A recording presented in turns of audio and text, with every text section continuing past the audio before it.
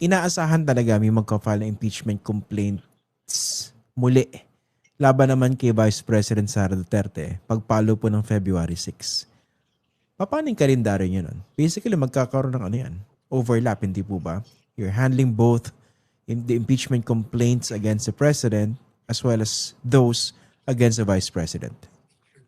Christian, we do not want to speculate na magkakaroon ng second impeachment complaint si Vice President. But to answer your question, if that will happen, no, I think the proper strategy is to determine ahead of time the hearing dates which will be dedicated to both impeachment processes, no? Dapat ahead of time, meron nang nakalatag na mga hearing dates for the first impeachment, if this is against the president, and for another impeachment against the vice president, no? In addition to that, Christian, I wish to express my confidence and faith to the 38 members of the House of the Justice Committee, no? I believe that they have sufficient skills, knowledge, and background to assess and evaluate the impeachment complaint, be this against the president only, or be this against the president and the vice president. I know it is challenging. But using proper strategies, I honestly believe that with the support of all the members, we can discharge our function with confidence in as far as determining the probable cause of these impeachment complaints are concerned. Kaya pala po, no? I think kung hindi ako nagkakamali, meron kayong isang kasama po sa House na nagbitaw ng salita na kung uusad man yung impeachment complaint against the President, hanggang Justice Committee lang. Well, again, Christian, that is premature, no? That's premature kasi sabi ko nga sa'yo, we have not even seen the complaint, no? There are processes that we need to go through before the Justice Committee. And of course, at the end of that process, we really have to determine kung may probable cause ba o wala. Paano kung wala talagang probable cause? In that case, we really have to make the necessary recommendation to the plenary, no?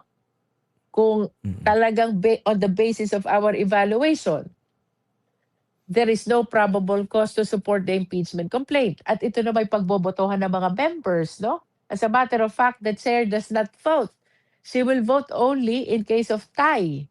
Yeah. Tie of vote ng mga members, no? Pero, of course, there are several possibilities. May possibility na may probable cause. May possibility din na walang probable cause. But we cannot tell this early because kailangan nating pag-aralan yung entire impeachment complaint.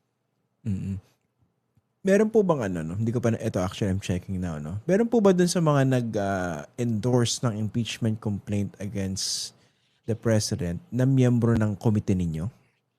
Let me check, ha? Kasi sina Congressman Tino, right? Opo. They are part of the minority. I am not sure if they are ex officio member. Okay. No? But I am certain si Congresswoman Rene Co, I think she is a regular member of the Ng Justice Justice Committee. Committee. No? In Kasi that dito, case, Christian, Opo, sige. hindi lang, yeah? Sige po, go ahead. In that case, Christian, as regular member, of course she can vote, no?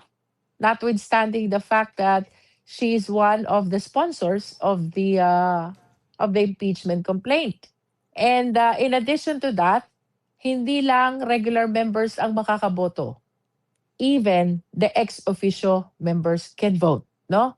And if the ex officio members cannot attend, they can actually deputize a non-member, which will include the authority to cast a vote. Ito, Christian. chinecheck ko yung, opo. Kasama si Congresswoman Ilago, member for the minority. Ayan, kasama. I see. Okay. So, pag ganito, Do they have to Reneco is inhibit? included din, di ba? Dito sa website ninyo, wala eh. Baka hindi updated. The rules does not provide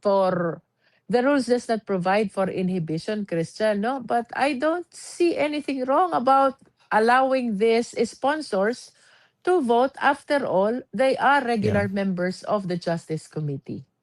Tama naman. Tsaka, yun nga yung gusto nila. Why would you take it away from them, di ba?